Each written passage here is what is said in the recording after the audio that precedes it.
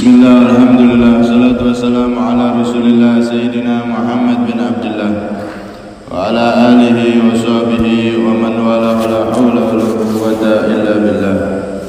Rabbi syrah li sadri wa yassir li amri wa hlul 'uqdatam min lisani yafqahu qawli wa saddid lisani wahdi qalbi bihaqqi Sayyidina Muhammadin sallallahu alaihi wasallam. Dusturakum ya ahla dargi wa ya ahla batin wa ya ahla nawbati wa ya ahla nur, amma ba'd. Hadirin jamaah Masjid Darus Salihin yang dirahmati oleh Allah Subhanahu wa taala. Alhamdulillah, kita ditakdir oleh Allah Subhanahu wa taala untuk bisa kembali menghadiri majelis rutinan Rabu malam Kamis ini dalam keadaan sehat walafiat. Semoga Allah Subhanahu wa taala selalu memberikan kepada kita rahmatnya di dunia sampai akhirat, dijadikan kita orang yang bernasib baik, beruntung di dunia, beruntung di akhirat, kelak bisa berjumpa Rasulullah sallallahu alaihi wasallam di surganya Allah Subhanahu wa taala. Amin Allahumma.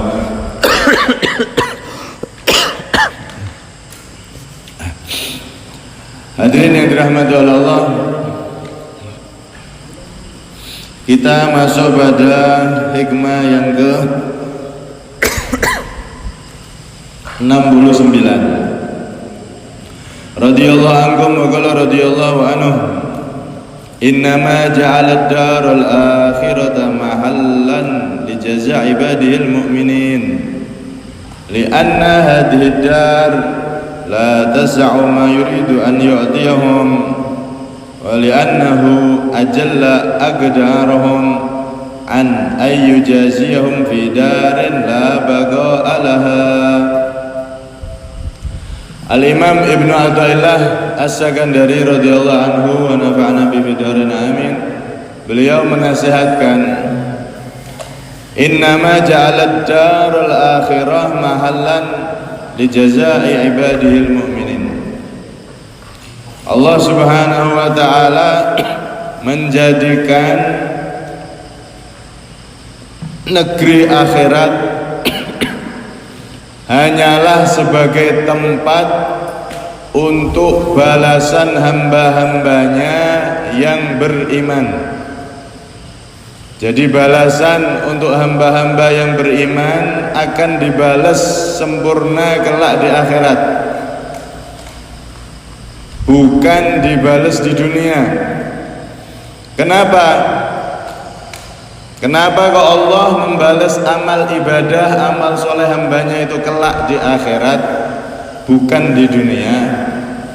Pertama, li'anna hadidar la tas'u ma yuridu an yu'tiyahum.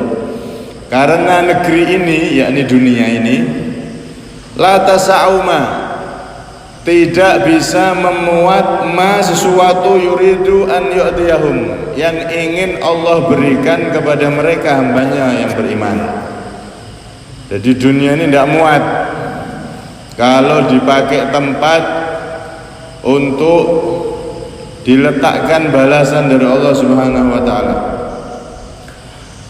Yang kedua, wali annahu ajalla aqdarahum.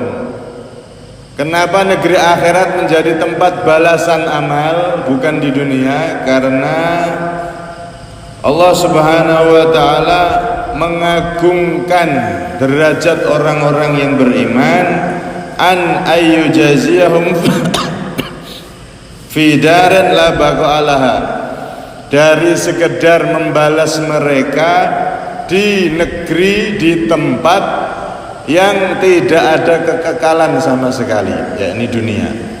Saking mulianya orang yang beriman di sisi Allah, maka enggak layak tempat atau dunia yang fana ini, yang akan sirna ini, dijadikan tempat balasan untuk orang-orang yang beriman. Jadi Allah Subhanahu wa taala itu akan memberikan balasan kepada hambanya, amal ibadahnya itu diberikan sempurna kelak di akhirat. Adapun di dunia ini Kadang Allah memberikan balasan amal ibadahnya di dunia, tapi cuman percikan saja. Sebab kalau diberikan secara utuh, sempurna pahala ibadahnya nggak muat dunia ini, Pak. Bayangkan aja, Rasulullah bersabda dalam hadisnya, Rok'atal fajri khairun minad dunya wa ma fiha. 2 rakaat sebelum subuh, qobliyah subuh atau sholat sunnah fajar yang dilakukan setelah adzan dan sebelum sholat subuh, itu kata Rasulullah, khairun minad dunya wa ma fiha, lebih baik, lebih mahal, lebih megah pahalanya daripada dunia seisinya. Bayangkan, 2 rakaat sebelum subuh saja, 1 kali ada orang sholat itu pahalanya melampaui dunia seisinya. Lah bagaimana kalau jutaan hamba Allah yang sholat? Kalau hadiah, balasan ibadah itu langsung diberikan di dunia ini, ya nggak muat.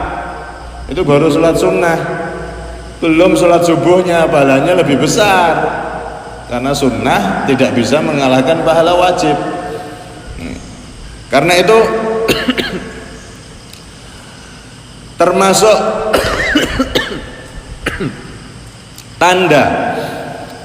tanda orang itu diberi kebaikan oleh Allah atau dijadikan hamba pilihan Allah. Dia di hatinya akan diberi pemahaman bahwasanya akhirat jauh lebih utama, lebih baik daripada dunia, dan dia mengutamakan segala urusan yang berhubungan dengan akhirat daripada urusan-urusan yang hubungan duniawi. Orang itu kalau pengen Allah jadikan dia ini orang beruntung, orang pilihan, di hatinya itu cinta akhirat lebih besar daripada cinta terhadap dunia. Artinya ketika sibuk kerja kok tabrakan antara waktu sholat dan kerjaannya ditinggal dulu, sholat dulu, dia nggak peduli dengan kerjaannya, pokoknya saya sholat dulu. Kalau ada urusan akhirat tabrakan dengan dunia, puasa Ramadan, saya harus puasa, kerjaan kok ganggu puasa saya, tak kurangi kerjaan saya, nggak peduli, pokoknya saya harus puasa 1 hari. Orang yang pandangannya akhirat lebih utama dan dia utamakan akhirat, ini tanda orang yang diberi kebaikan oleh Allah Subhanahu wa taala, dipilih oleh Allah Subhanahu wa taala. Karena itu dalam hadis Nabi mengatakan, man yuridillahu bi khairan yufaqihu fid din. Orang yang dikehendaki oleh Allah Subhanahu wa taala kebaikan, maka dia diberi pemahaman di dalam agama. Pemahaman apa itu? Pertama kali pemahaman yang dimasukkan ke hatinya oleh Allah adalah pemahaman bahwasanya akhirat lebih utama daripada dunia. Ini pemahaman pertama yang masuk ke hamba-hamba, ke hati para hamba yang dipilih oleh Allah untuk jadi orang yang bahagia selamat dunia sampai akhirat. Akhirat tidak bisa dibandingkan dengan dunia. Karena itu di dalam hadis lain Nabi juga menggambarkan bagaimana nilai daripada dunia ini di sisi Allah. Lau kanatid dunya tazinu indallahi janaha ba'udah ma saqa kafiran syarbata ma'. Andaikan dunia itu di sisi Allah tazinu, membandingi, ayat ta'dilu, janah ba'udah, sayap nyamuk, sayap lalat. Andaikan dunia itu membandingi seharga sayap lalat, padahal sayap lalat itu menurut kita nggak ada harganya. Jangankan sayapnya, sak lalatnya itu loh nggak ada harganya, ya kan? Dunia ini andaikan membandingi punya harga seharga sayap lalat di sisi manusia, maka Allah nggak akan berikan dunia ini kepada orang kafir, orang yang nggak percaya sama Allah. Karena dunia ini di sisi Allah nggak ada harganya, sebagaimana nggak ada harganya itu sayap lalat di sisi kita, sayap nyamuk di sisi kita, maka dunia dikasihkan semua oleh Allah. Kepada orang yang taat ya dikasih dunia. Yang maksiat ya dikasih dunia. Dia ya tetap pakaian punya. Makan ya dikasih sama Allah dan seterusnya. Bahkan orang yang beriman ya dikasih dunia, yang nggak beriman kafir sekalipun, bahkan yang ngaku Tuhan sekalipun, Fir'aun ya dikasih dunia sama Allah. Dia dikasih kerajaan, dikasih ini. Dunia ini kenapa kok dikasihkan kepada semua orang? Karena dunia ini tidak berharga di sisi Allah, sebagaimana tidak berharganya sayap nyamuk di sisi manusia. Sangat remeh-temeh sekali dunia ini seisinya, kecuali dunia yang dipakai di jalan Allah, baru itu berharga. 1.000 rupiah, 5.000, 10.000, 100.000 dan seterusnya. Aslinya dunia itu tidak ada nilainya di sisi Allah. Tapi kalau dipakai di jalan Allah, dipakai untuk membantu dakwahnya nabinya Allah, Nabi Muhammad, maka dunia itu berharga. Dunia itu baru bernilai. Kalau tidak ada nilainya. Karena itu dunia ini sangat remeh, sangat kecil dibanding akhirat. Sehingga orang mukmin yang dia ahli taat, ahli ibadah, pahala ibadahnya itu tidak diberikan di dunia, karena dunia ini sangat kecil, sangat hina, tidak mungkin dipakai untuk naruh pahala orang-orang mukmin yang sangat luar biasa besarnya. Dunia ini apa? Sangat sempit kalau untuk ditaruh tempat pahala dari Allah Subhanahu wa taala. Karena itu yang diberikan oleh Allah kepada hamba-hamba yang beriman, ketika mereka beramal soleh, itu dikasih balasan percikan aja, debunya aja, debu dari balasan dari Allah. Orang yang rajin sholat, rajin ibadah, taat sama Allah, oh dilancarkan rizkinya, oh diberi kebahagiaan ini, urusannya dilancarkan dan seterusnya. Kadang-kadang ada yang diperciki balasan dari Allah cuma percikan kecil aja. Kadang ada yang enggak, saking sayangnya Allah, hamba dia ahli taat, ahli ibadah, hidupnya tetap biasa-biasa, hidupnya kadang masih dalam keadaan susah. Kenapa? Karena Allah ingin menyimpan seluruh hadiahnya secara sempurna, balasannya kelak akan diberikan di akhirat. Yang jelas orang mukmin itu kalau ibadah tidak akan dibalas di dunia sama Allah. Kalaupun ada balasan yang diberikan oleh Allah berupa kelancaran urusan ini itu cuman percikan, cipratan aja itu. Kayak satu debu-debu, enggak satu debu enggak ada. Nanti akan diperlihatkan oleh Allah balasan utuh dari semua amal ibadah yang dilakukan oleh hamba-hambanya yang beriman. Karena itu saking kecilnya dunia ini tidak layak dipakai tempat untuk besarnya pahala dari Allah. Sehingga Allah mensifatkan besarnya anugerah yang kelak diterima oleh hamba-hambanya yang beriman di akhirat niku, wa idza ra'aita thamma ra'aita na'iman wa mulkan kabira. Wa idza ra'aita, dan ketika engkau nanti melihat sama di sana di akhirat nanti, ra'aita, engkau akan melihat na'iman, kenikmatan yang sangat besar, wa mulkan, dan kerajaan, istana dan lain-lain, kabiro, yang sangat besar. Nanti hambanya hamba-hamba yang beriman kalau masuk surga itu mereka kaget dengan pemberian hasil balasan dari Allah atas amal ibadah mereka. A'dadtu li'ibadiyas salihin ma la 'ainun ra'at wa la udhunun sami'at wa la khatara 'ala qalbi bashar. Aku siapkan untuk hamba-hambaku yang soleh, hamba-hambaku yang taat kepadaku di dunia. Mereka berusaha istiqomah ibadah, aku siapkan untuk mereka balasan yang belum pernah terlihat oleh mata, saking hebat dan besarnya balasan tersebut. Balasan yang belum pernah terdengar oleh telinga, belum pernah terbesit di dalam hati manusia. Kalau kita hayal, jadi raja, itu katanya ada di Amerika sana ada orang paling kaya di dunia, oh rumahnya pasti begini ya, enak gini. Bayangan sehebat apapun bayangan manusia, hayalan manusia, senikmat apapun yang dia hayalkan tentang orang yang jadi raja, tentang orang yang paling kaya, tentang orang yang paling hebat sedunia, paling mewah sedunia, hayalan sehebat apapun, seluruh hayalan manusia itu dibanding nanti ketika ditampakkan balasan di surga, dia kayak lihat sampah yang busuk, jelek dengan rumah yang paling mewah. Ya Allah, bayangan yang begitu megah di dunia ternyata kalau dibanding sama pojokannya surga itu kayak sampah tuh. Kayak sampah.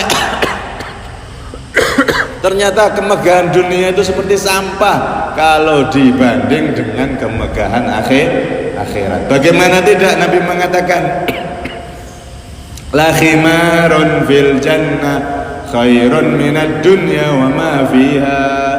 Satu kerudung bidadari itu lebih baik, sungguh kata Rasulullah, lebih baik daripada dunia seisinya, lebih mewah, lebih mahal, lebih daripada dunia seisinya. Satu kerudung bidadari, kerudungnya, nah apalagi kok bidadarinya, apalagi kok bajunya bidadari, apalagi baju yang dia kenakan. Maka sudah nggak bisa dibayangkan sama sekali keindahan surga itu. Semua hayalan, semua pemandangan yang indah, semua berita yang katanya di sana ada raja yang enak, semua itu penglihatan, pendengaran, bahkan hayalan setinggi apapun dibanding dengan surga nanti, semua manusia akan kaget. Ternyata semua pandangan indahnya, pendengaran indahnya, hayalan indahnya tidak ada apa-apanya dibanding surganya Allah Subhanahu wa ta'ala yang dipersiapkan untuk hamba-hambanya yang soleh. Semoga kita termasuk hamba-hamba tersebut. Amin Allahumma amin. Karena itu di dalam hadis diriwayatkan nanti itu penduduk surga yang paling rendahan, derajatnya paling rendah, maksudnya ibarat kalau kata-kata gampang ini orang yang paling miskin di surga, tapi yang nggak ada orang miskin di surga. Ini dibanding ahli surga yang lain maksudnya. Orang yang paling rendahan di surga, paling miskin di surga itu punya kerajaan seluas 10 kali lipat dunia. Luasnya itu dalam riwayat 11 kali lipat dunia. Masya Allah, dunia sampai lombone kali 10, bahkan riwayat lain 11 kali lipat luasnya dunia, daratan dan lautan semuanya itu sekali 10 kali 11 luasnya. Itu jadi kerajaan hamba yang beriman yang masuk surga, jadi raja di surga, dan dia termasuk penduduk surga paling melarat. Bayangkan Pak, nah sekarang itu orang yang paling kaya itu tidak bisa menguasai, jangankan ke satu dunia, orang yang paling kaya di dunia ini loh menguasai satu pulau, satu benua nggak bisa. Sak benua Asia tak beli semua nggak bisa. Apalagi kok menguasai satu dunia, tidak bisa. Sekaya-kaya apapun orang yang hidup di dunia ini, ya tidak ada apa-apanya kalau dibanding surga. Orang paling melarat di surga itu 10 atau 11 kali lipat luas dunia. Itu luas daripada kerajaannya dia, kenikmatan dia, tanahnya dia di surga kelak. Dan tanah surga bukan tanah seperti tanah di dunia, enggak. Fasilitasnya semuanya mewah, nggak bisa dibayangkan. Karena itu eman, kalau hanya untuk urusan duniawi 100, 200, 1 juta, 2 juta, sholatnya ditinggal, eman. Disiapkan oleh Allah itu loh, seluas 10 kali lipat dunia untuk engkau wahai orang yang beriman. Disiapkan oleh Allah balasan yang tidak bisa dibayangkan hebatnya. Kalau cuma untuk mencari kehidupan duniawi yang terbatas ini, satu dunia aja dibagi. Penduduk dunia sekarang 8M, 9M, sak dunia dibagi-bagi, ya tanah, ya banyune, ya panganane, ya bajune dibagi-bagi semua. Nggak bisa dikuasai sendiri. Tapi nanti di akhirat untuk orang-orang yang di dunia sabar, dia taat, Masya Allah, paling melarat paling melarat-melaratnya penduduk surga itu punya kekuasaan, kemegahan seluas itu. Lah apalagi kok dia bukan yang paling melarat, dia derajatnya lebih tinggi, apalagi derajatnya lebih tinggi lagi sampai derajat orang yang jejer dengan derajatnya para nabi, yaitu orang-orang yang cinta dengan ilmu, orang-orang yang mereka menyempatkan untuk menghidupkan ilmunya nabi, itu nanti dekat sama para nabi, tingkatannya jauh lebih tinggi. Maka kekuasaan dan luas kerajaan yang diberikan oleh Allah nggak bisa dibayangkan lagi. Sampai bayangkan, antara masyarakat biasa sampai presiden itu cuma berapa tingkatan? Masyarakat biasa kalau dia punya pangkat jadi RT 1, naik lagi jadi RW 2, naik lagi jadi lurah, kepala desa 3, naik lagi jadi camat, naik lagi jadi bupati 5, naik lagi jadi gubernur 6, naik lagi jadi menteri 7, naik lagi jadi wakil presiden, naik lagi jadi presiden. Cuman 9 tingkat, 9 tingkat, 9 status aja itu sudah fasilitasnya jauh. Presiden sama rakyat biasa bagaimana kehidupan sehari-harinya, rumahnya, pengawalannya dan lain-lain, jauh gak usah dibandingkan. Sak presiden menguasai sak Indonesia, terhormat kemana-mana, padahal cuman 9 tingkatan. Bagaimana kalau lebih dari 9? Nanti di surga itu ada orang-orang yang mereka itu ditinggikan derajatnya oleh Allah sampai mepet para nabi, yaitu para ulama, para santri dan orang-orang yang mencintai para ulama, dijadikan satu oleh Allah. Mereka dinaikkan 300 tingkatan. Setiap satu tingkatan itu ditempuh 500 tahun. Kalau sampean pengen jadi RT ke lurah, itu ditempuh paling setahun bisa kampanye ini itu bisa jadi lurah. Nanti tempuh 5 tahun bisa jadi bupati. Karir terus 5 tahun lagi bisa jadi gubernur. Cuman berapa tahun kalau jadi presiden? Presiden sekarang itu, Presiden Jokowi dulu awalnya tukang mebel, berapa tahun karirnya langsung jadi presiden? Berapa tahun itu? Ini nanti di akhirat ada 300 derajat, 300 tingkatan, satu tingkatan ke tingkatan lain itu ditempuh 500 tahun baru bisa ke tingkatan kedua, ketiga, keempat sampai 300. Bayangkan kalau sudah orang punya pangkat yang begitu tinggi seperti itu, mepet para nabi, para ulama, para santri dan orang-orang yang mana mereka mencintai para ulama, mencintai majelis-majelis ilmu yang semacam ini, maka mereka derajatnya lebih tinggi lagi. Yang paling melarat aja sebegitu besarnya kerajaannya disediakan oleh Allah, apalagi yang lebih dari itu. Karena itu pahala dari Allah nggak diberikan di dunia, karena dunia ini kecil, remeh, tidak ada harganya, tidak pantas ditaruh pahala dari Allah Subhanahu wa ta'ala. Yang kedua, alasan kenapa Allah itu nggak memberikan pahala amal ibadah hambanya di dunia, karena dunia ini akan sirna, sedangkan pemberian dari Allah itu kekal. Tidak mungkin sesuatu yang akan sirna ditempati sesuatu yang kekal. Tidak mungkin dan tidak bisa. Makanya pahala itu disimpan oleh Allah, kelak ditampakkan di dunia, nanti baru kaget.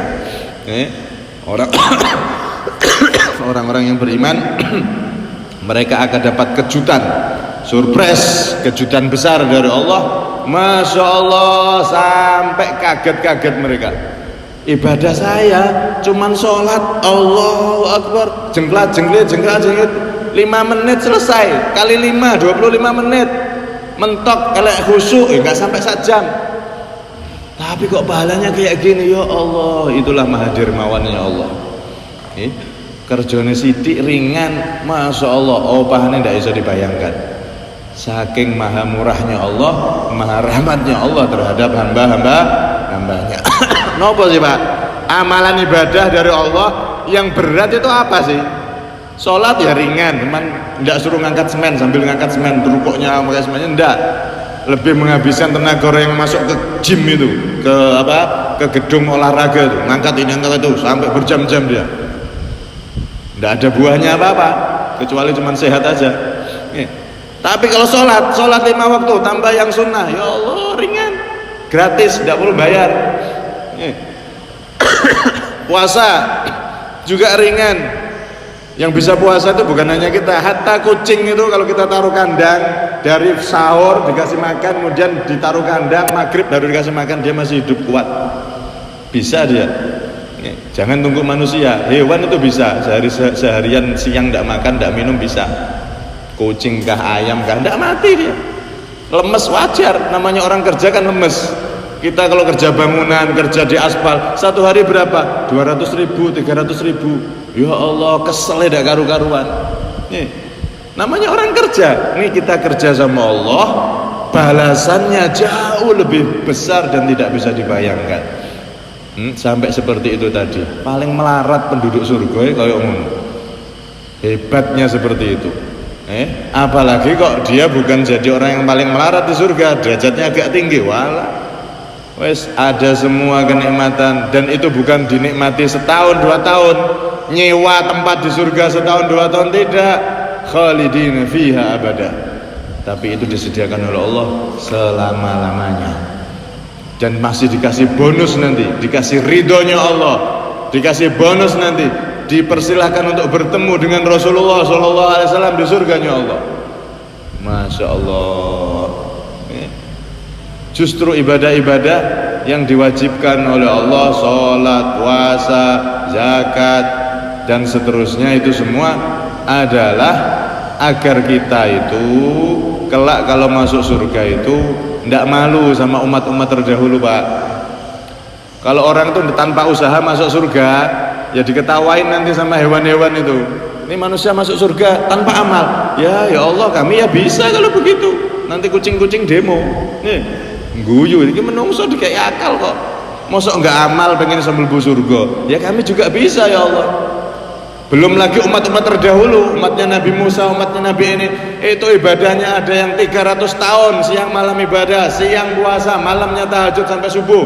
Ada yang diantara mereka itu sampai 300-500 tahun ibadah.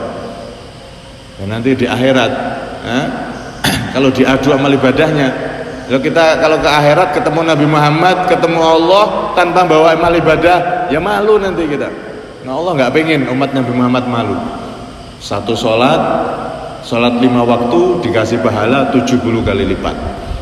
Ibarat karyawan tuh karyawan yang paling dicintai, kerjanya sedikit, gajinya lebih banyak. Kalau karyawan biasa, kerjanya dari pagi sampai sore, gajinya cuma sekian misalkan. Tapi kalau karyawan yang dicintai bosnya, wes kamu kerjanya 1 jam aja, setelah itu wes sudah istirahat, tidak apa-apa, gajinya lebih besar. Kita ini dimanja sama Allah, diberi pahala yang besar oleh Allah Subhanahu Wa Taala karena kita umatnya Nabi Muhammad SAW. Karena itu jangan sia-siakan kehidupan di dunia ini. Kita harus tetap berusaha untuk istiqomah ibadah kepada Allah Subhanahu Wa Taala. Dan memang Allah nggak akan balas ibadah-ibadah kita, amal-amal perbuatan, amal soleh kita di dunia, ndak dibalas semua nanti di akhirat oleh Allah Subhanahu Wa Taala. Karena satu, dunia ini terlalu kecil, terlalu hina kalau dipakai tempat balasan Allah. Nomor 2, dunia ini akan sirna, tidak mungkin ditempati balasan sesuatu yang kekal ditaruh di tempat yang sirna. Akhirat nanti tiada batasnya. Dan diantara hikmahnya lagi, kenapa kok nggak dibalas di dunia? Agar orang-orang yang beriman itu kangen sama Allah. Orang yang ahli ibadah, nek sholat duha langsung duit teko sama langit neng 1 juta.